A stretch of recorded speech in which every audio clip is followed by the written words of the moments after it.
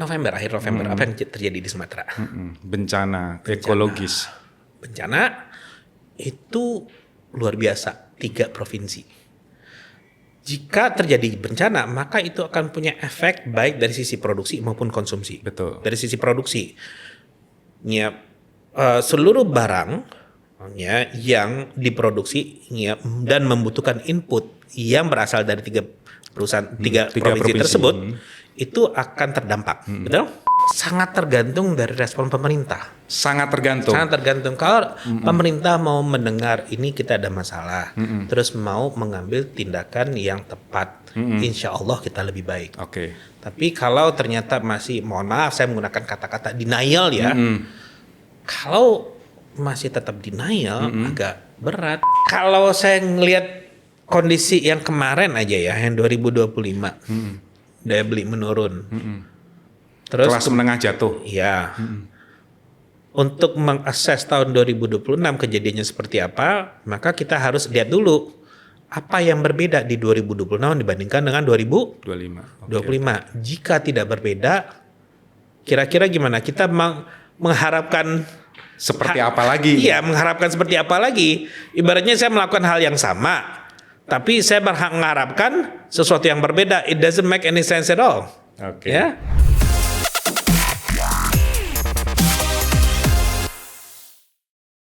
Selamat datang kembali di Common Ground Podcast Hyperbus, tempat sudut pandang bertemu bersama saya Jus Darmawan. Episode Common Ground kali ini istimewa karena ini episode akhir tahun dan kita akan mengupas secara reflektif dan evaluatif kondisi perekonomian 2025 dan kira-kira apa yang akan terjadi dan tantangan apa yang akan kita hadapi di tahun 2026 nanti. Kali ini saya ditemani kembali oleh seorang pakar ekonomi, dosen, dan peneliti senior Lembaga Penyelidikan Ekonomi dan Masyarakat atau LPM Fakultas Ekonomi dan Bisnis Universitas Indonesia, Fit Adrison PhD. Selamat datang kembali Mas Fit di Common Ground. Terima kasih sudah menyempatkan hadir. Terima kasih sudah mengundang untuk yang terakhir ya. Ini taping yang terakhir ya untuk tahun ini. Tahun ini. Saya yang terakhir ya. Mas Fit, ini pertanyaan umum dulu deh atau permasalahan yang kita diskusikan secara umum dulu nih. Ini kan bagi mayoritas kelas menengah bawah yang cenderung rentan ya kayak kelas pekerja, karyawan swasta biasa, bahkan profesional biasa, pengemudi online, para pedagang di pasar atau di online, pekerja paruh waktu, bahkan mayoritas warga biasa di Indonesia ini pengen tahu nih, kira-kira perekonomian kita di tahun 2026 nanti itu lebih baik, sama dengan kondisi saat ini, atau malah justru lebih buruk? Dari pertanyaan dari warga biasa, kira-kira apa yang menyebabkan kami atau warga masyarakat kelas menengah yang cenderung rentan ini harus memiliki perasaan baik tadi, buruk, atau sama saja dengan 2025? Gimana Mas? Ini pertanyaan berat. Pertanyaan pertama tapi berat. Itu ibaratnya ketemu orang langsung, "Dek, aku cinta kau, ada pertanyaan nih." Susah jawabnya tuh. Ya. Gini, mungkin saya harus buka dulu dengan kita harus tetap optimis. Tapi optimis tanpa melihat kondisi real yang mengakibatkan kita jauh panggang dari api itu berbahaya. Oke. Ya, saya buka dengan itu dulu. Apakah kondisi ke depan itu lebih baik, sama atau lebih buruk? Ilmu ekonomi itu bukan seperti ilmu cenayang. Kita berusaha untuk melihat berbagai macam faktor. Tentu ada beberapa yang berpengaruh ya, dari eksternal sama internal. Tapi yang bisa lebih dikontrol oleh pemerintah itu adalah yang internal. Mungkin saya mulai dulu dari eksternal karena itu lebih sedikit pembahasannya kan, agar kita lebih dalam di internal. Dari eksternal, satu masalah geopolitik itu menjadi concern. Tensi antara Amerika dengan Cina, perang dagang, itu akan punya implikasi yang banyak. Ya. termasuk juga kemampuan ekspor kita. Tapi mungkin yang harus diperhatikan adalah dengan adanya perang dalam tanda kutip tensi antara Cina dengan Amerika, itu bisa mengakibatkan Cina itu melakukan ekspor diversification. Alias barang-barang yang sudah diproduksi itu bisa mengalir ke negara selain Amerika, termasuk Indonesia. Jadi ada kemungkinan import bahan-bahan dari Cina, barang-barang dari Cina itu akan mengalami peningkatan karena Cina itu mereka harus memasarkan produknya. Nah, apa implikasinya? Maka dari sisi produsen, wah ini akan cukup berat nih, ya, karena harus barang dari Cina. Yang kemungkinan akan terjadi karena tensi antara Cina dengan Amerika itu meningkat. Tapi kita kan nggak tahu yang namanya politik itu dinamis. Bagaimana perubahannya di tahun 2026 hanya Tuhan yang tahu. So faktor eksternal itu bisa dikatakan beyond control, ya. Tapi kita harus antisipasi internal. Saya karena latar belakang saya itu adalah public finance, lebih ke arah fiskal. Saya mungkin berangkat dari fiskal dulu. Fiskal. Apa yang berbeda significantly di 2026 dengan 2025? Yaitu adalah alokasi anggaran yang luar biasa untuk MBG. MBG itu alokasinya 335 triliun. Betul. Ya. Itu meningkat drastis. Di tahun 2025 itu kan 71, terus ditambah lagi jadi 171. Tapi itu pun nggak terserap. Saya yakin itu nggak terserap karena memang mengimplementasikan program yang besar ini butuh persiapan yang matang. Itu yang pertama. Apa implikasi dari alokasi anggaran yang begitu besar untuk MBG? Sebelum saya jelaskan lebih detail, saya mendukung MBG karena dua hal. Tapi MBG yang targeted. Ya. Pertama, kita harus membiasakan janji dalam kampanye itu harus direalisasikan. Dan MBG faktanya adalah janji yang disampaikan oleh Prabowo pada saat kampanye Pilpres. Jadi kita harus membiasakan apa yang dijanjikan dalam kampanye itu direalisasikan. Yang kedua, MBG ini membantu masyarakat yang tidak bisa memenuhi kebutuhan basicnya agar mereka bisa makan. Tapi yang saya dukung adalah targeted. Targeted itu artinya apa? Yang mendapatkan manfaat ini adalah yang memang membutuhkan. Tapi orang-orang yang mampu, ya, yang mereka sudah bisa mencukupi kebutuhan sehari-harinya, ya, itu kalau disediakan untuk seluruhnya, maka itu akan membutuhkan dana yang sangat-sangat besar sehingga mengurangi alokasi anggaran untuk yang lain, bangun infrastruktur, pelayanan publik dan seterusnya. Ya, kita udah pernah ngebahas ini kalau nggak salah ya sebelumnya ya. Jika universal MBG itu diterapkan secara universal. Saya di dalam beberapa kesempatan sudah mengatakan menunjukkan lengkap analisisnya bahwa jika universal pertumbuhan ekonomi akan lebih rendah.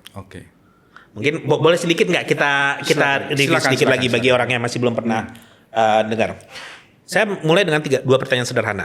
Jika Anda sudah makan 3 kali sehari, saya sediakan yang gratis. Anda mau makan 4 kali, 5 kali nggak? Itu saya sampaikan di Bappenas waktu itu. Waktu itu adalah ada forum yang ngebahas tentang efektivitas dari MBG untuk pertumbuhan ekonomi. Awal Oktober. Pertanyaan saya itu kan, jawaban mereka adalah tidak. Jadi udah biasa makan 3 kali sehari, disediakan makan gratis, maka Anda akan makan 4 kali 5 kali dalam sehari enggak?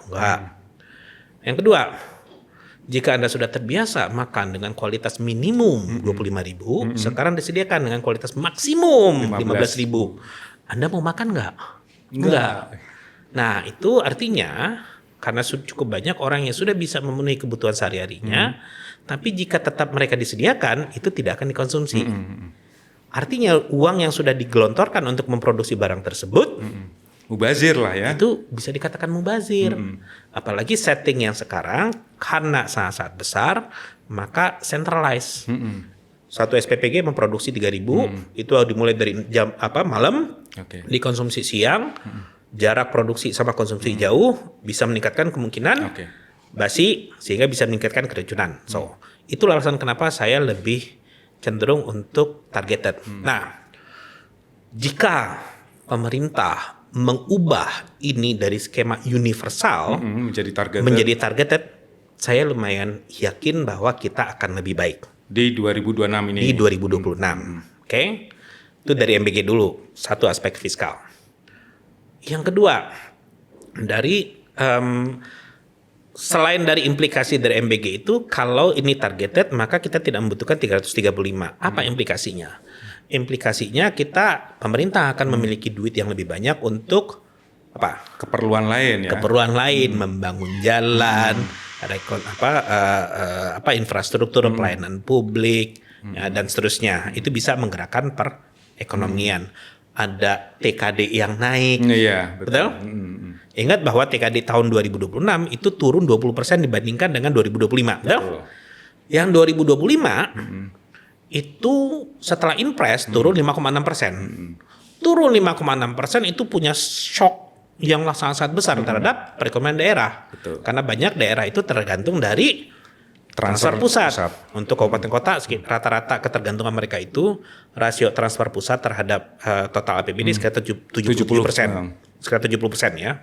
Itu artinya dengan 5,6% aja turun, Udah shock. apalagi dengan 20%. 20%. Betul. Nah, kenapa itu harus turun? Ya argumennya banyak, tapi saya sih bisa mengindikasikan karena ada kebutuhan untuk yang lain, termasuk salah satu MBG. Jadi dengan MBG yang targeted dan yang lebih sedikit, pemerintah punya dana untuk keperluan yang lain yang bisa efektif untuk meningkatkan pertumbuhan ekonomi. Nah, ini ada yang kejadian yang terakhir. Bulan November, akhir November, apa yang terjadi di Sumatera? Bencana ekologis. Bencana itu luar biasa, 3 provinsi. Jika terjadi bencana, maka itu akan punya efek baik dari sisi produksi maupun konsumsi. Betul. Dari sisi produksi, ya, seluruh barang ya, yang diproduksi ya, dan membutuhkan input yang berasal dari tiga provinsi tersebut itu akan terdampak, betul? Bisa satu ada penurunan produksinya. Ya, karena input-input yang disediakan dari provinsi tersebut berkurang atau tidak bisa diberikan ke daerah yang lain, atau mengakibatkan produsen harus mencari alternatif yang lain yang mungkin biaya yang lebih tinggi. Betul. Dari di sisi produksi akan terdampak negatif. Dari sisi konsumsi itu juga akan terdampak negatif. Kenapa? Masyarakat di sana udah nggak punya penghasilan, nggak ada aktivitas, jadi ketika kita mengirim suatu barang ke sana nggak akan diserap, toh? Jadi dari sisi produksi sama konsumsi itu akan terdampak. Apa implikasinya? Implikasinya adalah untuk mengurangi dampak negatif, maka pemerintah harus turun tangan. Oh, pemerintah sudah turun tangan, iya. Tapi pertanyaannya sudah ditetapkan sebagai bencana nasional apa belum? Sampai saat kita taping ini masih belum kan? Belum. Nah, implikasinya banyak itu. Nah, kalau pemerintah itu, let's say itu tidak proses recovery ini kan butuh duit. Betul. Jika pemerintah tidak melakukan ya dalam jumlah yang cukup karena dana yang ada ya dana tidak tersedia karena ketidakmauan. Mohon maaf saya menggunakan kata-kata ketidakmauan untuk merealokasi anggaran, maka efeknya akan lebih berat. Nah, jadi given ada bencana dan yang terjadi di bencana Sumatera itu luar biasa, ini jika tidak ada realokasi anggaran tahun 2026 untuk digunakan untuk rekonstruksi dan rehabilitasi, maka ekonomi kemungkinan besar akan lebih rendah. Dan ingat, yang namanya bencana bisa terjadi di mana aja dan nggak bisa diprediksi. Betul. Saya jujur kaget loh ketika ngelihat anggaran BNPB itu turun drastis. Betul. Ya, nah itu, oke, satu MBG, ya, yang kedua TKD.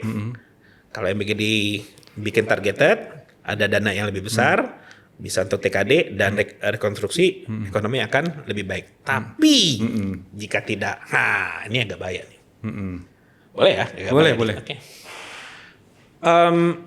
Kalau tidak ada realokasi, terus kemudian ekonomi tidak jalan, pemerintah tidak mendapatkan revenue yang cukup. Ya, apa implikasinya? Pemerintah harus menarik utang baru kan? Ya. Defisit semakin melebar. Defisit semakin melebar. Defisit semakin melebar, beda case-nya dengan negara yang lain yang mereka kadang surplus, kadang defisit. Kita sudah defisit terus-terusan. Nah, kalau defisit terus-terusan, orang itu kan mikir, wah lu nggak punya duit. Ibaratnya saya ngutang ke Mas Cus deh ya saya ngutang terus, gitu kan. Mas Cus langsung, lu ngutang terus, ya kapan lu bisa bayar? Kalau kayak gitu kejadiannya, maka yang akan diberikan kepada saya adalah suku bunga yang lebih tinggi, betul? Nah, apa implikasinya? Mengurangi resiko kan? Betul, untuk mengurangi resiko, maka suku bunganya harus tinggi, betul? Apa implikasinya? Ketika suku bunga atau yield itu tinggi, maka pemerintah harus mengalokasikan duit yang lebih banyak tahun-tahun berikutnya untuk cicilan bunga utang. Mas sudah tahu nih berapa cicilan bunga utang kita? Rasionya terhadap spending 15% kan? 15%-an. Jadi 15% dari APBN itu digunakan untuk bayar cicilan kan? Bayar cicilan. Yang lebih parah lagi adalah kita ambil rasio dari cicilan bunga utang terhadap tax revenue. Seberapa? 23-an ya. Itu 23-an itu artinya saya punya satu negara itu punya revenue 100T. 23T udah digunakan untuk cicilan bunga utang. Artinya yang bisa bergerak kalau kita nggak mau ngutang lagi adalah cuma 77, betul? Tapi kalau kita mau bergerak dengan lebih dari 77, harus ngutang lagi. Tapi implikasinya adalah suku bunga akan naik. Gitu. Nah, Mas Fit, ya. Lantas dampaknya tadi yang saya tanyakan, yang kami tanyakan itu, masyarakat itu berekspektasi di tahun 2026 ini itu lebih buruk sama saja dengan 2025 ataukah agak lebih baik begitu? Dengan kondisi-kondisi yang Mas Fit sebutkan tadi. Kira-kira sangat tergantung dari respon pemerintah. Sangat tergantung. Sangat tergantung. Kalau pemerintah mau mendengar ini kita ada masalah, terus mau mengambil tindakan yang tepat, insya Allah kita lebih baik. Oke. Tapi kalau ternyata masih, mohon maaf saya menggunakan kata-kata denial ya, kalau masih tetap denial agak berat. Oke. Ya agak berat itu karena apa? Wah ini pemerintah kok nggak dengar, ibaratnya kira-kira kayak gitu deh gitu. Berarti kita sebagai masyarakat biasa harus bersiap sedia untuk hal yang bersiap terburuk. Sedia dan saran saya satu tetap menyuarakan. Tetap menyuarakan concern kita. Karena dengan semakin banyak orang yang menyuarakan concern, mungkin pemerintah akan teryakinkan. Nanti mungkin narasi-narasi yang mengatakan bahwa ini adalah kelompok nyinyir, kelompok yang tidak puas, gagal move on, itu akan bisa berkurang ketika yang menyampaikan itu lebih banyak. Oke. Nah ini Mas Fit, kita berlanjut tadi kan pertanyaan secara umum, meskipun Mas Fit sudah menyinggung kebijakan fiskal. Sebenarnya sudah agak menjawab beberapa hal yang mau kita diskusikan. Nah ini terkait dengan daya beli masyarakat dan kelas menengah yang rentan. Saya sebut kelas menengah rentan ini kelas menengah bawah Mas Fit. Begitu ada shock sedikit saja, mereka akan jatuh menjadi miskin gitu. Nah banyak pihak terutama ekonomi itu kan mengamati pelemahan daya beli Mas Fit. Sepanjang 2025. Ada indikasinya kan, misalnya perlambatan konsumsi rumah tangga yang tumbuh di bawah rata-rata PDB. Iya, di bawah rata-rata pertumbuhan ekonomi kan begitu di kuartal ketiga tahun 2025. Yang kedua ini, indeks keyakinan konsumen IKK kita itu merosot tajam di September, meskipun masih batas aman di atas 100. Di September 2025 itu level terendah sejak April 2022. Artinya kita terus merosot. Nah, apakah penurunan daya beli ini disebabkan karena masyarakat memiliki uang yang lebih sedikit, gitu, atau masyarakat memilih untuk menabung, ataukah pendapatan hampir habis untuk membayar berbagai macam cicilan utang? Nah, kira-kira analisis Mas Fit dan LPM seperti apa? Lalu prospek di daya beli tahun 2026 ini seperti apa, Mas Fit? Oke. Saya akademisi yang harus memberikan disclaimer bahwa kalau mau memberikan satu pernyataan itu harus melakukan riset Betul. yang dalam. Saya pernah melihat saya memang terlibat di dalam beberapa penelitian, tapi saya orang yang sangat lupa dengan angka. Oke. Jadi yang saya jelaskan logiknya sajanya ya. Dan analisanya yang penting. Iya betul, logik plus analisisnya berikutnya. Satu, kita lihat apakah ekonomi jalan atau enggak.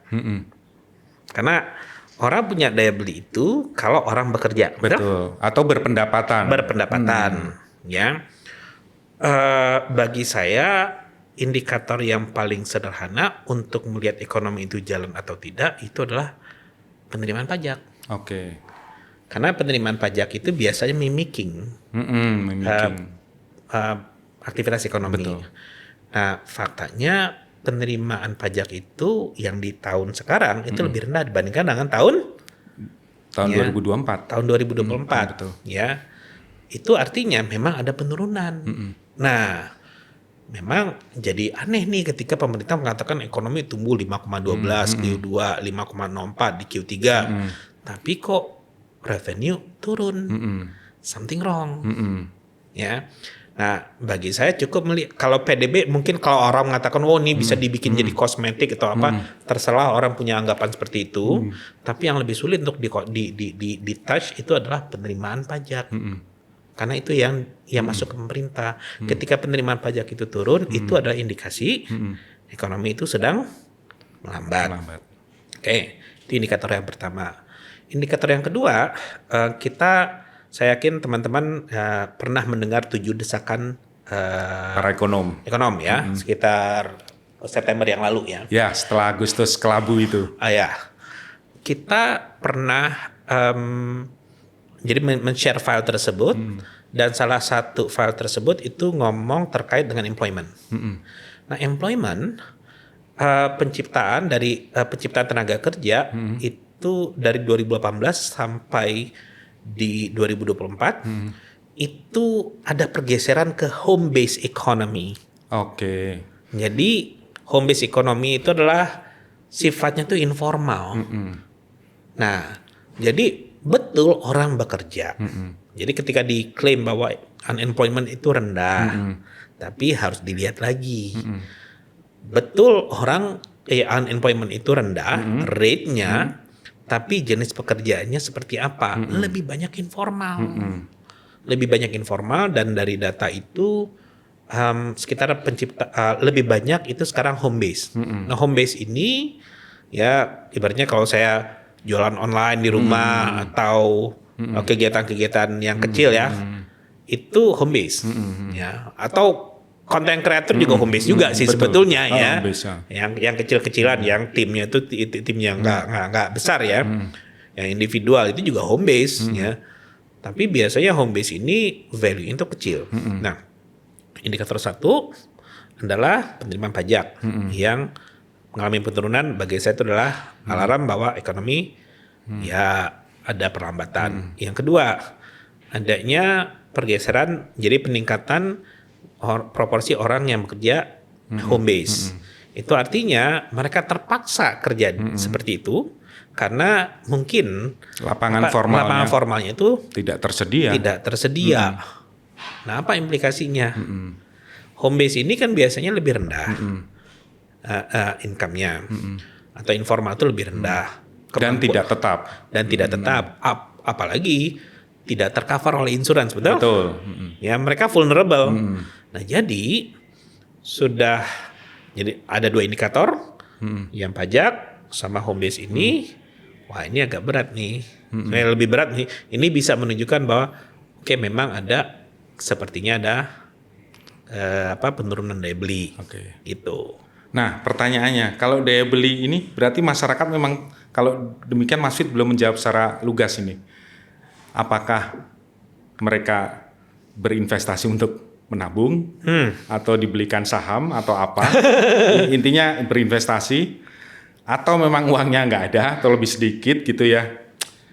Atau memang pendapatan habis untuk bayar cicilan dan utang sehingga cerminan dari indikator daya beli ini turun? Saya saya disclaimer, saya harus ngelihat data dulu. Tapi kemarin 2 hari yang lalu kita rapat, ya ada teman dari LPM mengatakan bahwa memang untuk kategori 100 juta ke bawah itu mereka mantap Makan tabungan. Oke, berarti jadi ada peningkatan, ada divergensi yang kelas tinggi itu jumlah tabungnya meningkat. Sementara yang menengah bawah itu tabungannya menurun. Itu artinya memang sebagian kelompok jadi kelompok menengah bawah itu mengalami penurunan daya beli karena mereka harus ngambil dari tabungan mereka gitu. Nah, kalau begitu bisa dinyatakan tadi dalam pilihan itu ya jawabannya memang tidak punya uang gitu kan. Iya. Makanya tabungan harus dimanfaatkan untuk itu pengeluaran keseharian. Gitu. Sama ini, kita lihat indikator yang lain aja deh. Kan pemerintah menggelurkan beberapa stimulus, betul?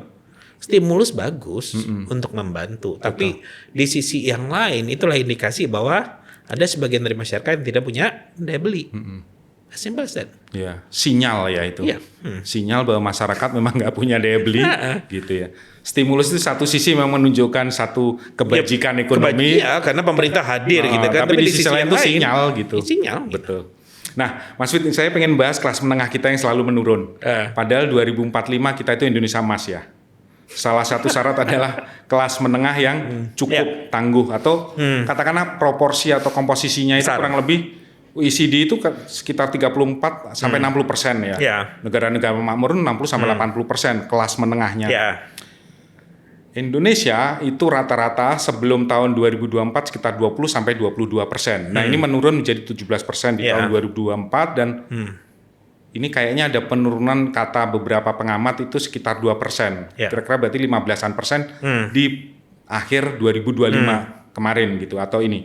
Nah, bagaimana pandangan LPM atau Mas Fit gitu ya? Saya, ya. Kalau LPM nanti orang LPM marah, wah itu pandangan pribadi Fit Adrison ya. Nah, ini terkait dengan perkembangan kelas menengah di tahun 2026. Apakah semakin menurun? Kalau semakin menurun, kita bisa mengatakan, ini alarm gitu, bahwa kita bisa berbelok arah, bukannya meningkat menuju Indonesia emas, karena syarat menuju negara makmur itu kan salah satunya adalah komposisi kelas menengah itu di atas 60% begitu. Nah, ini kita melorot terus gitu. Kita menjauhi atau apa itu? Ini apakah anomali lagi gitu? Saya kasih logik besarnya dulu. Sekarang ke 2045 itu butuh beberapa tahun kan? Ya sekitar 20 tahun ya sekarang. Jadi kita ada 20 tahun ke depan dan agar pertumbuhan itu sustainable, salah satunya adalah proporsi dari kelas menengah. Betul. Kenapa? Karena masyarakat kelas menengah ini mereka punya pattern ekonomi yang berbeda. Betul. Bahasa sederhananya gini deh, kalau income kita menengah maka kita akan kemampuan spendingnya itu lebih banyak. Tapi kalau orang kaya itu proporsi yang di spending untuk kebutuhan itu lebih sedikit, mereka lebih banyak untuk invest, betul? Nah, jadi kalau proporsi itu banyak maka itu akan menggerakkan demand, betul? Nah, itu baru salah satu faktor yang bisa mendorong pertumbuhan ekonomi. Kalau proporsi yang di tengah itu jadi yang kelas menengah itu semakin sedikit, maka daya dorong juga akan semakin sedikit, betul? Nah, karena mereka yang diharapkan untuk ya men-trigger permintaan terhadap barang dan jasa, ya. Nah, kalau proporsinya sedikit, memang daya dorongnya terhadap ekonomi akan lebih sedikit. Terkait apakah memburuk atau tidak, menjauhi atau tidak, sulit bagi saya, jujur saya teman-teman udah pada tahu, Mas Yus juga udah tahu orangnya belak-belakan ya. Saya tidak bisa mengakses sekarang. Intuitif aja Mas Fit, secara intuitif. Kalau saya ngelihat kondisi yang kemarin aja ya, yang 2025, daya beli menurun. Terus kelas menengah jatuh. Iya. Untuk mengakses tahun 2026 kejadiannya seperti apa, maka kita harus lihat dulu apa yang berbeda di 2026 dibandingkan dengan 2025? 25. Jika tidak berbeda, kira-kira gimana? Kita mengharapkan Seperti apa lagi? Iya, mengharapkan seperti apa lagi? Ibaratnya saya melakukan hal yang sama, tapi saya mengharapkan sesuatu yang berbeda. It doesn't make any sense at all. Oke. Ya, bisa ditangkap kan maksudnya? Siap. Pemirsa juga bisa menangkap. Oke. Nah ini baru kita menyentuh Mas Fit tadi itu kan kita diskusi kecil-kecilan terkait dengan daya beli dan kelas menengah ini sangat menyentuh keahlian Mas Fit sebagai ekonom finance dan fiskal policy ya. Nah, pemerintah ini optimis kan pertumbuhan ekonomi kita itu kan secara tahunan di 2025 tumbuh di angka 5,22% begitu. Meskipun hampir seluruh lembaga internasional yang concern di ekonomi atau aktivitas OECD, World Bank, IMF dan EDB yang terakhir ya, itu 5,0% begitu ya. Ini mengapa Mas Fit? Saya nggak tanya berapa proyeksi pertumbuhan perkiraan Mas Fit atau teman-teman LPM, tapi saya tanyakan mengapa terjadi perbedaan 0,2% itu kan besar gitu. Apa yang menyebabkan pemerintah begitu yakin gitu ya bahwa tahun 2025 itu seperti itu, dan ini yang penting prospek tahun 2026 seperti apa begitu. Terkait dengan pertumbuhan ekonomi ini. Saya jawab dengan ketawa dulu ya. Iya boleh silakan. M high should low. Maksudnya apa? Sebut aja yang tinggi dulu. Nanti kalau tercapai rendah ya udah nanti cari excuse. Ya. Tapi gini deh. Mungkin ketika pemerintah itu men-set lebih tinggi, itu targetnya adalah untuk menumbuhkan kepercayaan. Oh, mendrive ekspektasi. Mungkin itu logik saya. Kenapa? Kalau dari pemerintah sendiri sudah nggak yakin, maka tuh efeknya terhadap masyarakat kayak dan dunia usaha ya, dan dunia usaha betul.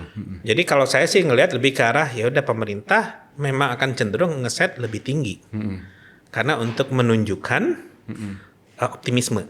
Karena ketika pemerintah saja sudah tidak optimis, ya apalagi masyarakat. Nah, karena bahayanya dunia usaha begitu. Betul. Nah, karena biasanya akan ada diskon. Ketika pemerintah set kayak gini, maka nanti akan ada diskon sekian, betul? Nah, coba kalau udah di set lebih rendah lagi, tentu ada diskonnya lagi. Jadi saya ngelihat bahwa satu mungkin untuk menjaga optimisme. Tapi di sisi yang lain hati-hati. Kalau kita optimisme terlalu berlebihan, jauh api dari panggang, itu bisa jadi backlash. Ya, kita aim sekian persen tinggi, gitu kan, 5,6, anggaplah. Ya, terus orang udah tahu, jika orang nganggap bahwa ini adalah ketinggian, ini bisa mengakibatkan kepercayaan dari dunia usaha dan dari publik itu akan tergerus. Nah, kalau saya, karena tadi saya nanyakan menurut saya pertumbuhan berapa kira-kira kayak gitu ya, saya selalu berangkat dari logik ekonominya dulu. Nah, mungkin ini ilustrasinya saya koreksi dibandingkan dengan yang kita podcast sebelumnya ya. Jadi memang ekonomi itu semakin tinggi perekonomian satu negara, income per kapitanya, pertumbuhannya akan semakin rendah. Atau melambat ya? Melambat. Jadi seperti akselerasi mobil. Dari 0 ke 60 gampang, 60 ke 120 itu butuh waktu lebih lama. 120 sampai 180 itu butuh waktu lebih lama. Setelah 180 itu empot-empotan untuk nambahin kecepatan lagi. Jadi memang nature-nya pertumbuhan ekonomi itu akan semakin mengecil ketika income per kapita itu meningkat. Makanya ketika ada yang mengatakan kita income GDP-nya tumbuh lebih tinggi dibandingkan dengan G20, ya saya ketawa. Karena G20 itu income per kapitanya sudah tinggi. Ya, Di atas rata-rata 10.000 ke atas. iya, karena mereka udah Dolar. iya, udah tinggi, maka memang wajar pertumbuhan ekonomi itu lebih rendah. Nah, bagaimana di Indonesia? Ya memang polanya juga seperti itu. Dibandingkan dengan 10-15 tahun yang lalu, pertumbuhan kita kan memang sekitar 7, ya, 6. dan sekarang akhirnya 5 kan? Memang wajar. Jadi ketika ada perlambatan pertumbuhan itu memang wajar, nature-nya seperti itu. Tapi itu tidak berarti bahwa kita tidak bisa meningkatkan pertumbuhan ekonomi. Cuman ketika di set ekonomi akan tumbuh 8% 2029. Saya bingung sebagai akademisi gimana caranya dalam waktu yang bisa dikatakan singkat, tapi effortnya ya menurut saya sih program yang ditawarkan agak jauh panggang dari api ya. Terus kita mengklaim akan tumbuh 8% di 2029 dan untuk itu tahun depan itu kita akan tumbuh sekian. 6% rencananya. Ya, ya itu yang saya agak khawatir jauh panggang dari api, apalagi ketika melihat anggaran yang ini bahasa ekonomi itu adalah misalokasi sumber daya yang luar biasa. Oke. Ketika terjadi misalokasi sumber daya yang luar biasa bahwa anggaran ini lebih banyak untuk yang bukan produktif dibandingkan yang produktif, maka daya dorong anggaran tersebut untuk pertumbuhan itu akan berkurang. Apalagi kita sudah ada nih bencana di bencana di Sumatera, itu kan butuh dana yang besar. Ya, tanpa direhabilitasi itu akan punya dampak negatif. Direhabilitasi wajib dan itu akan membutuhkan biaya. Itu artinya pemerintah harus mengalokasikan realokasi anggaran. Betul. Nah, kalau pemerintah tidak merelokasi anggaran, maka saya khawatir target yang ditetapkan oleh pemerintah itu kembali lagi saya menggunakan kata-kata jauh panggang dari api. Oke. Sudah terjawab ya. Berarti tahun 2026 seperti apa kalau memang sama saja kebijakannya ya sama saja juga yang kita rasakan kan begitu ya. Iya, ibaratnya kalau saya makan 3 kali sehari dan nggak ada olahraga, terus saya berharap diet, ya, saya melakukan hal yang sama. Saya melakukan hal yang sama sekarang, bulan depan saya akan turun 2 kilo, 3 kilo. Ya nggak, kejadiannya nggak kayak gitu. Tambah gemuk ya gitu ya. Tambah gemuk ya. Mas Wid. Nah, banyak teman-teman atau banyak masyarakat atau kami menanyakan ini. Kita selalu membicarakan para ekonomi pertumbuhan ekonomi. Nah, pertanyaannya, apakah dengan pertumbuhan ekonomi yang saat ini dan ke depan yang ya di kisaran 5% begitu ya, ini dampaknya terhadap pengentasan kemiskinan? Saya pakai bahasa pengentasan dulu ya itu ya. Dan penciptaan lapangan kerja itu seperti apa prospeknya di tahun 2026? Ada hal yang berbeda antara pertumbuhan ekonomi dengan kemiskinan. Ada yang dikatakan, sering orang mengatakan pertumbuhan ekonomi yang berkualitas. Itu artinya ekonomi tumbuh, setiap bagian dari masyarakat itu menikmati pertumbuhan ekonomi itu. Salah satu indikatornya adalah penurunan kemiskinan. Tapi kalau ekonomi tumbuh tinggi, yang miskin tetap banyak, atau tidak ada penurunan jumlah kemiskinan, maka itu dikatakan pertumbuhannya tidak berkualitas. Nah, kalau jadi gini, ada syarat-syarat yang bisa mengakibatkan ekonomi itu tumbuh berkualitas. Saya refresh di kata-katanya. Kalau ekonomi itu tumbuh tinggi, tapi kemiskinan masih banyak, ketimpangan masih tinggi. Pertanyaannya adalah, ekonomi tumbuh yang tinggi itu akan sustainable atau enggak? Dalam jangka panjang tidak. Secara ekonomi ya. Iya. Kenapa tidak? Karena ekonomi itu kan baru akan jalan ketika ada yang memproduksi dan ada yang membeli. Dan orang yang membeli itu karena dia punya pekerjaan, punya income. Kalau sebagian masyarakat mendapatkan yang kelas tinggi, itu mendapatkan penghasilan yang sangat-sangat besar, ya, terus kemudian pertumbuhan income itu tinggi, itu bisa menarik pertumbuhan ekonomi. Oke. Tapi ya, ketika banyak masyarakat yang tidak punya daya beli, maka permintaan terhadap barang dan jasa juga akan mengalami penurunan. Itu tentu implikasinya adalah ekonomi akhirnya akan melambat. Jadi kalau yang idealnya itu adalah ekonomi tumbuh, tapi kemiskinan juga mengalami penurunan. Karena dengan kemiskinan mengalami penurunan, di satu sisi masyarakat punya daya beli untuk mendorong perekonomian, ekonomi akan tumbuh lebih baik. Di sisi yang lain, anggaran pemerintah yang dibutuhkan untuk mentransfer, untuk membantu masyarakat miskin akan lebih sedikit dan bisa digunakan untuk keperluan yang lain yang bisa mengenerate pertumbuhan. So, kalau pengen ekonomi ini tumbuh tinggi dan secara sustainable, ya harus juga mengangkat yang di bawah ini gitu.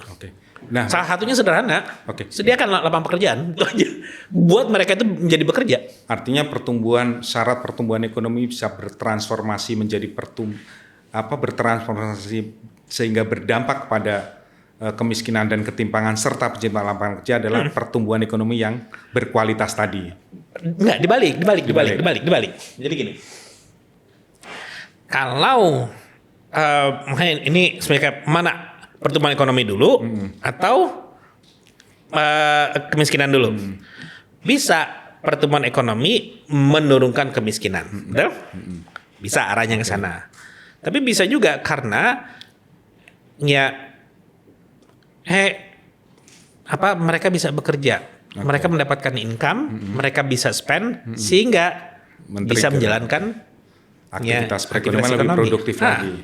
Dari demand side-nya tadi ya. Kalau demand side itu jangka pendek. Tapi yang jangka panjang itu adalah supply side. Maksudnya gini, kita klarifikasi ya, karena mungkin audiensnya itu bukan ekonom seluruhnya. Demand side. Ada shock nih, harga naik. Pemerintah ngasih transfer dalam bentuk BLT.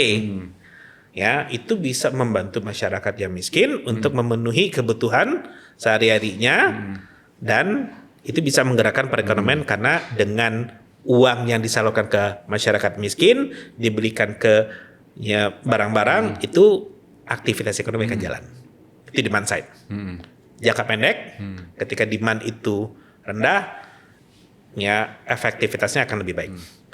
Tapi yang akan lebih sustainable itu dari supply side. Betul. Apa supply side? Kalau saya punya pekerjaan dan pekerjaan tersebut memberikan saya income yang cukup, saya kan punya kemampuan untuk spending. Pemerintah kan juga nggak perlu membantu saya. Jadi berangkat dari penciptaan lapangan kerja yang bagus, itu membuat orang itu punya income, dan dengan income tersebut dia bisa spend dan menggerakkan perekonomian. Jadi untuk jangka panjang memang harus dari supply side ya. Benahin sehingga ada penciptaan lapangan pekerjaan yang bagus. Oke, Mas Fit, sudah terjawab bagaimana dampak pertumbuhan, atau orang ekonom kan sering mengatakan pertumbuhan. Tapi banyak pihak atau banyak masyarakat yang tidak memahami ekonomi menanyakan pertumbuhan apa sih kaitannya sama kehidupan saya, kemiskinan saya, lapangan kerja saya. Tadi udah terjawab dari sisi jangka pendek, bansos akan mendorong daya beli, terus kemudian mendorong pertumbuhan bisa kalau tinggi atau kalau berkualitas akan berbalik kepada penciptaan lapangan pekerjaan betul. gitu. Jadi itu kayak sirkular gitu ya. Nah, Mas Fit, ini beranjak kepada orang yang sering disimak oleh para ekonom dan masyarakat dan banyak diperbincangkan di media itu adalah penerimaan pajak dan investasi. Nah, ini mungkin saya pengen mendiskusikan realisasi penerimaan sektor pajak ini secara umum kan shortfall ya. Ya, betul. Di Oktober 2025 kemarin, dan kemungkinan kalau Pak Purbaya sudah menyatakan target 2025 itu tidak akan tercapai begitu ya. Nah, kalau demikian menurut analisa Mas Fit dari data yang sudah ada mengalami shortfall dan dikukuhkan oleh pernyataan Menkeu sendiri bahwa pajak nggak akan tercapai gitu, realisasinya nggak akan tercapai. Kira-kira ini kalau melihat potensi tahun 2026 tax ratio kita akan tercapai nggak sesuai dengan target? Berapapun targetnya diturunkan pasti dinaikkan kan? Nah, apakah itu akan tercapai dan syarat-syarat tercapai itu apa sih? Apakah hanya maksud saya begini, apakah hanya persoalan pungutan? Ya, oke. Rezim compliance atau memang persoalan yang lebih struktural? Oke. Silakan Mas. Alhamdulillah kalau akhirnya masuk fiskal sama area saya. Satu. Apa permasalahan di Indonesia? Kenapa tax ratio kita itu jauh lebih rendah dibandingkan dengan negara yang lain, even dengan negara sepadan di Asia? Jawabannya satu. Mayoritas orang di Indonesia itu berada di luar sistem pajak, jadi tidak punya NPWP. Kasarnya tidak punya NPWP kan begitu ya? Sederhananya kayak gitu, ya. Kenapa? Karena NPWP ini datang sebagai kewajiban bukan sebagai kebutuhan. Apa yang saya maksud dengan kewajiban dan bukan kebutuhan? Sebelum itu saya jelaskan dulu di Amerika. Ya, saya pernah tinggal di Amerika dulu. SSN, Social Security Number, itu sama seperti NIK kita. Itu digunakan untuk apapun. Mau bikin SIM, pindah apartemen, buka rekening rekening bank, dan itu juga menjadi nomor pajak kita SSN. Jadi SSN itu adalah informasi yang sangat basic yang digunakan untuk many administrative document or administrative requirement. Di Indonesia apa? Yang dibutuhkan itu NPWP atau NIK untuk administrasi dokumen. NIK. Mau bikin SIM tanpa NPWP bisa nggak?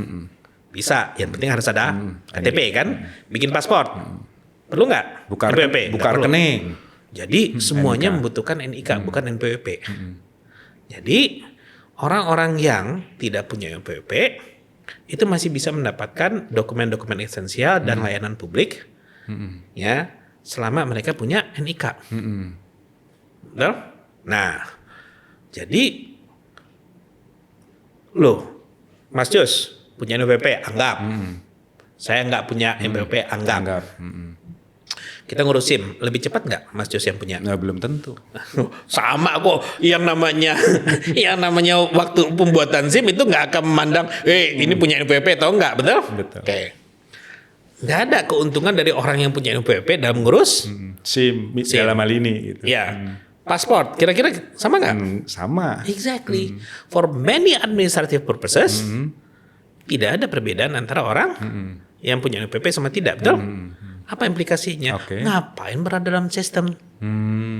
Karena saya masih bisa mendapatkan manfaat, betul? Dari layanan publik. Iya. Ya. Nah, sekarang itu dari sisi yang lain, yuk coba kita anggap bahwa sekarang anggaplah Mas Yus yang nggak punya, NPWP saya yang punya. Tapi kita sebagai pengusaha, pengusaha warung makan, sama-sama warteg deh, ya. Saya punya NPWP, Mas Yus nggak. Ya, saya bayar pajak nggak? Yang punya NPWP yang bayar pajak. Mas Yus punya nggak? Harus nggak. Oke, saya wajib lapor nggak? Wajib. Lapor nggak? Jelas tidak. Biaya saya lebih tinggi atau lebih rendah? Ya pasti biaya Mas Fit yang lebih tinggi. Karena saya harus bayar pajak, betul? Kira-kira gimana Mas Yus? Yuk masuk ke dalam sistem. Kira-kira mau nggak? Oh, nggak mau. Gitu kan? Exactly. Nah, apa runtutan argumen saya? implikasi dari NPWP yang bersifat sebagai kewajiban bukan sebagai kebutuhan itu mengakibatkan mayoritas orang itu berada di luar sistem. Dari sehingga saya sekitar 47% dari angkatan kerja yang punya hanya 47% yang punya yang punya NPWP. NPWP itu di tahun 2021. Itu datanya dari Komwasjak itu seingat saya. Nah jadi saya nggak kaget ketika tax ratio kita itu rendah. Oke, nah itu sumber utama. Oke. Satu kasus, ya. Nah kasus yang kedua, ada beberapa kasus sih. Satu masalah ya NPWP ini tadi ya. Terus yang kedua masalah presumptive tax. Presumptive tax itu pajak final untuk UMKM. Kita itu batasannya itu di atas 4,8 miliar per tahun, maka dia dikenakan tarif pajaknya 0,5%. Sebagai pajak badan. Ya PPH apa? Badan. Jadi 0,5% dari 4,8 basisnya itu real sales. Tapi yang di atas 4,8 itu mereka harus membayar tarif normal walaupun berdasarkan profit ya. Tapi itu ekivalen. Saya lupa angkanya berapa. Itu mengakibatkan orang itu akan lebih nyaman untuk berada di zona tadi yang 4, berapa tadi? 2. Di bawah 4,8 miliar. 4,8 miliar tadi per tahun salesnya. Karena effective tax rate-nya itu jauh lebih rendah. Oke. Nah yang ketiga, ini area saya, cukai rokok. Oke. Cukai rokok di Indonesia itu termasuk yang paling complicated di Indonesia, di dunia. Kenapa complicated? Karena tarifnya itu tergantung dari 4 aspek. Teknik produksi, mesin atau tangan. Ya mesin dikenakan cukai lebih tinggi. Golongan produksi di atas 3 miliar batang per tahun atau di bawah 3 miliar batang per tahun. Itu untuk SKM dan SPM. SKM itu sigaret kretek mesin, SPM itu sigaret putih mesin. Tapi untuk yang SKT, thresholdnya itu adalah 2 miliar batang per tahun. SKT itu sigaret kretek tangan. Ya. Yang dilinting-linting. Ya. Nah, jadi teknik produksi, golongan produksi. Terus apa lagi? Itu adalah jenis putih atau kretek. Ya, yang putih itu cukainya lebih tinggi dibandingkan dengan yang apa? Yang kretek. Kenapa? Unsur ini adalah cengkeh. Ya, kalau cengkeh itu kan lokal kontennya lebih tinggi. Tapi kalau yang putih itu kan nggak ada cengkehnya, lokal kontennya lebih rendah. Jadi maka dipajaki lebih besar. Iya. Gitu. Oke. Sama harga jual eceran. Jadi pemerintah juga ngeset harga jual eceran. Jadi ada 4 aspek ya. Complicated. Apa implikasinya? Nah, saya kasih tahu aja bahwa sekarang kita ada 8 lapisan tarif. Untuk SKM itu 2. Sigaret kretek mesin ada 2, yang di atas 3 miliar sama di bawah 3 miliar. SPM putih mesin juga sama. Untuk SKT kretek tangan itu kalau nggak salah ada 4. Jadi ada 8 tarif. Tapi permasalahannya adalah golongan 1 dengan golongan 2 itu jauh banget tarifnya. Selisihnya atau bagaimana? Selisihnya. Sebagai gambaran.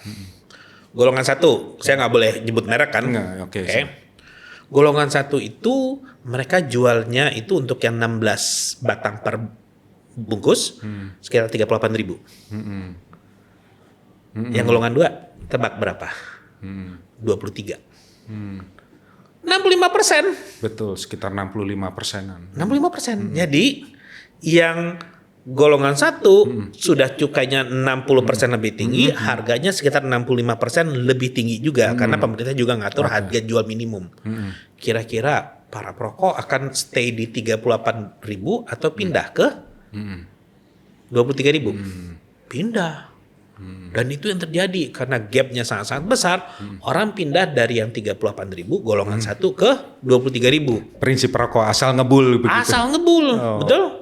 Nah, masalahnya adalah ketika dia pindah ke golongan 2 yang lebih murah ini, dia tetap bisa ngebul, bisa ngerokok, tapi bayar cukainya lebih rendah. Apa implikasinya? Penerimaan cukai turun. Plek gitu ya. Plek. Dan itu terjadi di tahun 2022. Saya udah kasih tahu. Bisa dicek. Saya udah kasih tahu.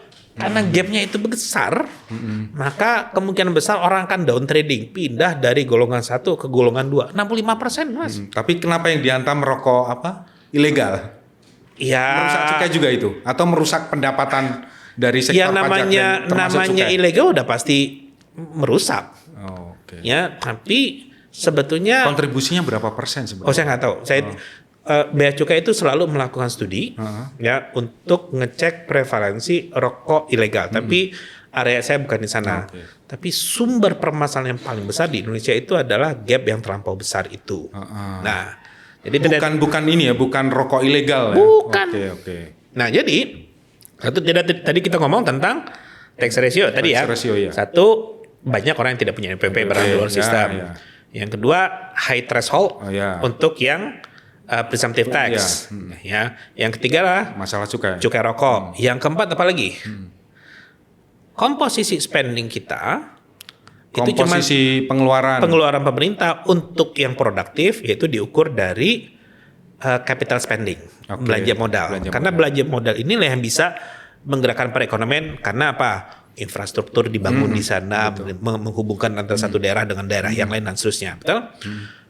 Itu yang akan punya dampak jangka panjang, peningkatan basis ekonomi.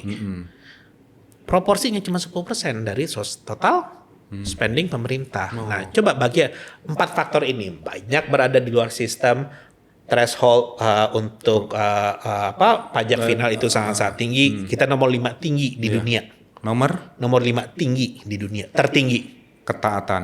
Bukan Apa? threshold yang ini tadi, thresholdnya tadi ya. Yang keempat, cukai rokok yang tidak optimum. Kenapa saya harus ngomong tentang cukai rokok? Silakan lihat, cari di negara mana yang kontribusi dari cukai rokok itu bisa sampai 10%. Kecuali di Indonesia. Hanya Indonesia. Oke. Ya itu baru dari cukainya saja. Kalau kita masukin lagi, ada namanya PPN, ada banyak. ada pajak rokok, Iya, pasti ada PPH lagi yang orang berada di sana, itu kontribusinya bisa besar. Nah, jadi 4 faktor ini. Yang terakhir apa tadi Mas Fit? Capital spending kita share-nya itu cuma 10%. Untuk capital spending. Padahal itu yang diharapkan untuk bisa meningkatkan pertumbuhan ekonomi kan, kapasitas produksi. Nah, kalau kapasitas produksi naik, PDB akan naik, basis pajak naik dong. Oke. Nah, coba lihat nih. Sirkular lagi kan. Ini mengakibatkan sulit bagi kita untuk bergerak di atas 10%. Apalagi tahun depan. Tahun depan apa?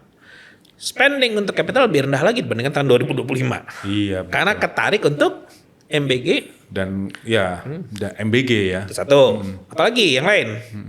Bencana. Saya balik lagi ngomong ke bencana. Karena ketika bencana itu terjadi, aktivitas ekonomi tidak jalan, pemerintah tidak bisa menarik pajak. Ketika harus melakukan rekonstruksi, ya kan, pemerintah harus ngeluarin duit yang lebih banyak, betul? Sementara ekonomi masih belum jalan juga.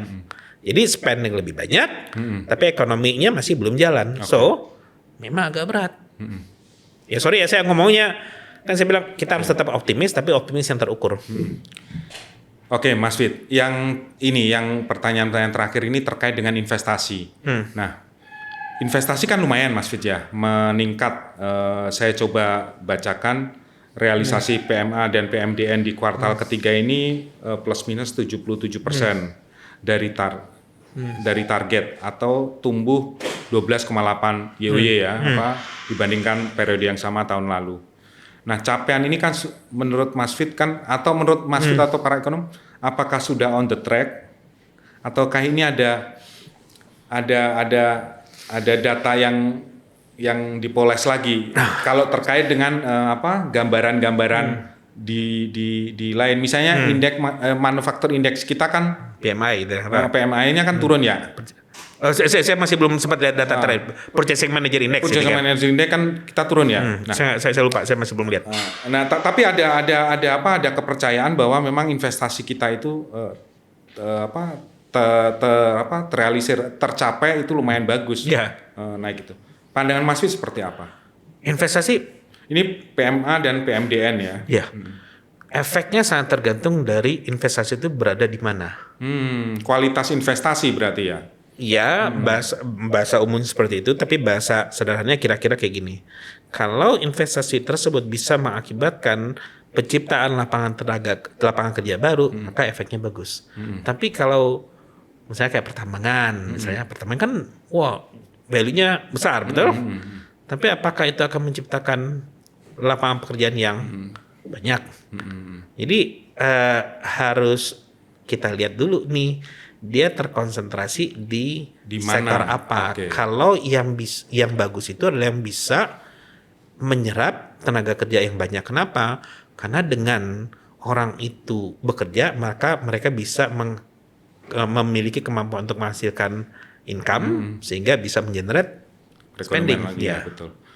Nah, terakhir Mas Fit, ini saya harus tanyakan adalah, menurut Mas Fit, apa yang harus dilakukan oleh pemerintahan Pak Prabowo melihat kondisi ekonomi yang tadi disebutkan gambaran-gambarannya dari atas, mulai pertumbuhan, pandangan umum, sampai tax ratio dan investasi, pengangguran, kemiskinan dan penciptaan lapangan kerja.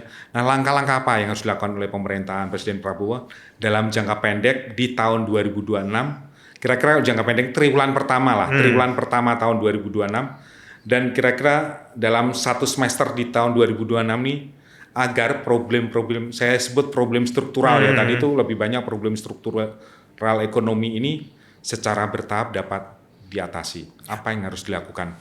Minimal ya jangka pendek 3 bulan ini apa, satu semester apa begitu. Selain realokasi pasti, Mas. Udah ketahuan ada jawabannya seperti apa ya. Again, bahwa satu, ada 2 faktor, eksternal sama internal. Yang eksternal kita nggak bisa kontrol, yang internal itu kita bisa lebih kontrol. Karena tadi sudah ngomongin realokasi, which is itu poin saya yang sering saya ulang-ulang ya. Maka next one itu adalah building public confidence, public trust. Dari berbagai macam pihak, baik dari investor maupun konsumen. Investor contohnya, kalau kita bisa memberikan sinyal bahwa Indonesia itu bagus loh untuk investasi, maka itu akan bisa meningkatkan keyakinan bagi orang untuk invest di Indonesia. Jangan sampai kejadian pungutan liar, premanisme itu masih terjadi dan bisa mengurangi kepercayaan investor. Bisa dilihat dari survei kalau nggak salah World Bank ya, itu mereka melakukan survei terkait dengan prevalensi dari perusahaan yang memberikan sumbangan ya untuk ya, jadi kayak extortion lah, yang mengalami extortion. Itu cukup besar, cukup banyak, dan biasanya itu yang cukup concerning, itu cukup mengkhawatirkan itu adalah di perusahaan skala besar. Kenapa saya bilang cukup mengkhawatirkan? Ada 2 faktor. Dari sisi skala, yang perusahaan yang besar ini yang bisa mengenerate ya efeknya terhadap employment dan perekonomian. Jadi ketika mereka ditekan, diperas, ya ada extortion, ada pungli dan seterusnya, ini mengurangi minat perusahaan-perusahaan besar untuk invest di Indonesia. Itu satu. Yang kedua, ini yang lebih mengkhawatirkan. Kira-kira mana yang lebih kuat sih, orang meras perusahaan besar atau perusahaan kecil? Apakah yang memeras perusahaan besar itu adalah, ya mohon maaf saya menggunakan kata-kata kayak apa, tukang parkir di saya nggak bisa sebut nama, namanya di Swalayan gitu. Nggak mungkin kan? Pasti organized kemungkinan besar. Nah, kalau cost of doing business itu termasuk cost of doing business, itu bisa ditekan ya. Pungli extortion itu bisa ditekan, itu insya Allah itu bisa meningkatkan kepercayaan. Masih ingat Mas Jus yang kejadian di Cikarang atau di mana tuh, yang ada perusahaan asing sudah invest, terus kemudian ada satu ormas yang mendatangi, betul? Itu benar-benar buruk bagi informasi buruk bagi investor. Yang kedua konsistensi antara ucapan dengan tindakan. Oke. Ya, Konsistensi antara kebijakan dan pelaksanaan. iya. Kita ambil contoh deh, mobil listrik, betul? Mobil listrik dulu. Ya udah silakan invest di sini, ya. Jadi Anda akan mendapatkan Insentif. jika invest di sini, betul? Betul. Ada satu perusahaan yang sudah invest, ya, tiba-tiba ada dari negara, ya, negara Cina bisa masuk ke Indonesia, build up, betul? Tanpa harus membangun barang dulu kan, dan pajaknya, dia juga mendapatkan pembebasan pajak kan, sehingga saya pembebasan. Jadi PPNBM-nya dan seterusnya. PPNBM-nya ya. PPNBM-nya seingat saya kalau nggak salah ya. Makanya harganya Bisa langsung turun drastis ya. kan. Nah coba bayangin dibandingkan dengan perusahaan yang sudah invest, ya, dia sudah invest nih, tiba-tiba ada pesaing masuk CBU completely build up dan dapat fasilitas dan yang dapat sama. fasilitas. Itu sinyalnya gimana itu? Oke. Jadi apa yang harus dilakukan dalam jangka pendek ini 2 tadi Mas Fit ya? 2 sama yang terakhir 3. Oke, apa itu? Jangan dianggap kritik itu sebagai nyinyir. Maksudnya gimana itu? Ya kan kita sudah sering melihat bahwa ketika ada pihak yang memberikan kritik, itu biasanya dianggap sebagai nyinyir atau kelompok gagal move on. Tidak semuanya.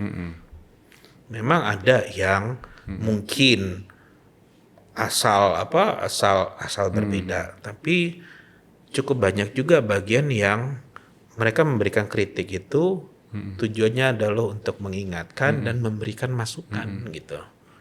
Jadi buka kuping. Oke. Jadi 1 tadi apa Mas Fit? 3 saran untuk jangka pendek tahun 2026. Yang kedua tadi kan keselarasan antara kebijakan dan pelaksanaan. Yang terakhir adalah jangan anti kritik. Yang pertama itu kan kita berusaha untuk meningkatkan confidence ya, investor confidence di Indonesia sehingga dengan mengurangi cost of doing business. Ya. Oke. Salah satunya itu juga adalah yang aspek dari, jadi gini. Yang bisa menentukan ekonomi itu tumbuh secara sustainable dan tinggi dan sustainable, salah satunya adalah good governance. Kenapa? Dengan good governance, orang akan yakin. Ketika orang yakin, wah ini pemerintahnya baik, dia kredibel, hukumnya itu konsisten. Ya, ada beberapa indikator. Ketika governance-nya baik, tata kelolanya baik, maka investor punya confidence untuk invest karena daerah ini, negara yang bagus. Konsumen juga akan punya confidence untuk spend. Mereka tidak akan wait and see. Oke. Gitu.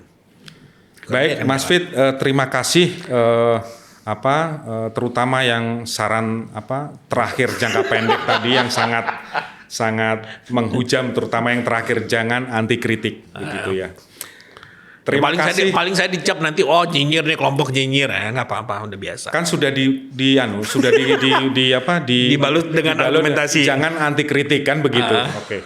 Terima kasih sudah menyimak obrolan reflektif dalam menilai kondisi ekonomi kita di tahun 2025 dan prospeknya di tahun 2026 ini. Jika Anda punya komentar atau Anda punya opini sendiri terhadap perekonomian kita, silakan ketik di kolom komentar. Saya Justus Darmawan. Sampai jumpa di episode Common Ground selanjutnya. Terima kasih.